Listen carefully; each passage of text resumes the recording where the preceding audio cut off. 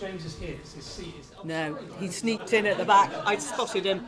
I sat in the wrong seat. I'm James. I am a senior research fellow at Bristol Medical School. What we're very interested in is growing tissues, a whole host of different tissues, and using these as platforms to understand how different genes or drugs affect these tissues. So it's healthcare applications. And AI or machine learning, we're very interested here in taking these quite large input data sets and using these to better understand and predict these different, very complex biological responses. And this is just an example of a sort of project here. So this was partly EBI funded. I can't actually show this.